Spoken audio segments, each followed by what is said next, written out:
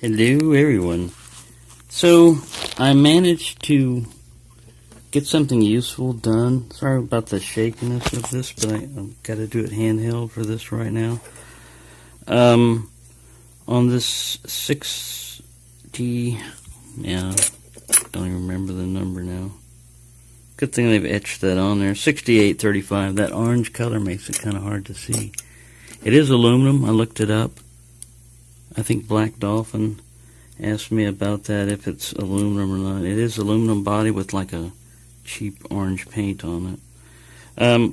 But what I did, I'm trying to make it a 6-pin lock. And so I do have the key. If you don't have the key and you just want to pick it, you can make this pin size anything you want.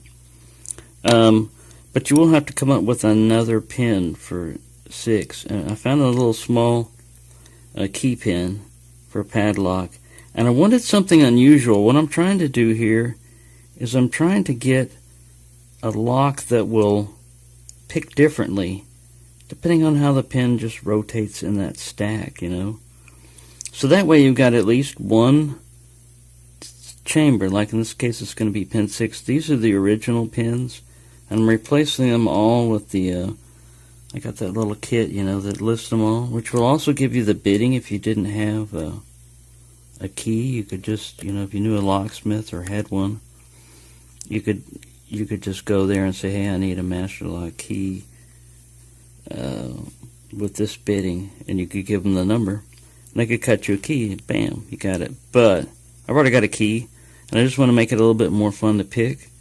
So I'm going to leave the original spools in there, and this original serrated guy, and I'm going to add these. That's all I'm doing. I was just going to take a picture of this, but I thought, man, I'm going to have to caption the hell out of that. And how do you explain this one? One picture might show one side, but another might show another. And I don't know. I don't know how well that's going to work. But I had to file that by hand. I held it in my hand, and I just rotated it around and just filed notches in it. And I left this uneven cut on here, this bottom bevel, for the same reason also, to give me kind of a different shear line effect. Like I said, I don't know how well all these ideas are, but that's what I'm trying. So there you go. That's as far as I've got on this. Like I said, I'm not going to thread the core.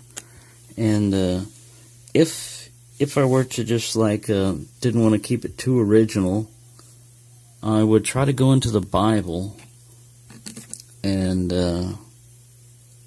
you can see there goes springs. You can stretch those springs out too to make them a little bit stronger, but these weren't too bad. But you can go right through the Bible here because it's got this key thing and try to tap it. I may do that on a couple of chambers.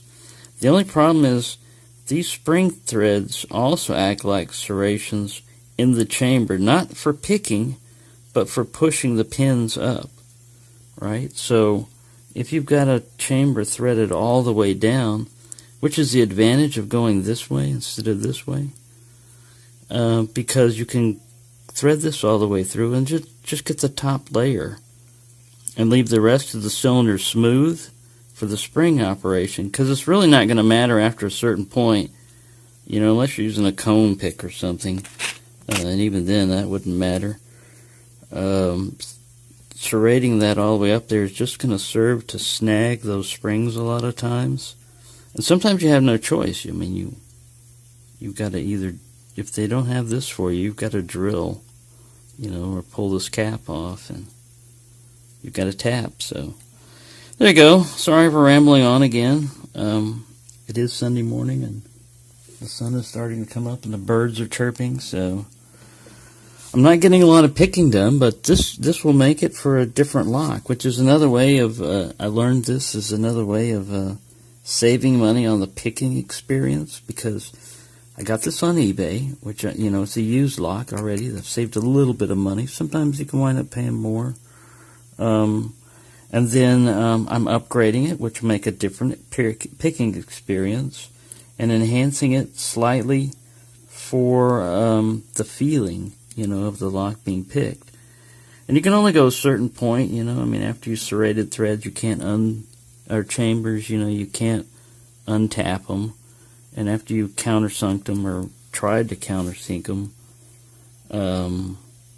you can't undo that. So, and it's an aluminum body, like I said. It's not really going to be used as a lockout tagout or anything. It's just for my picking pleasure, or eventually I might send it to somebody or send it out as a challenge lock if it becomes really interesting.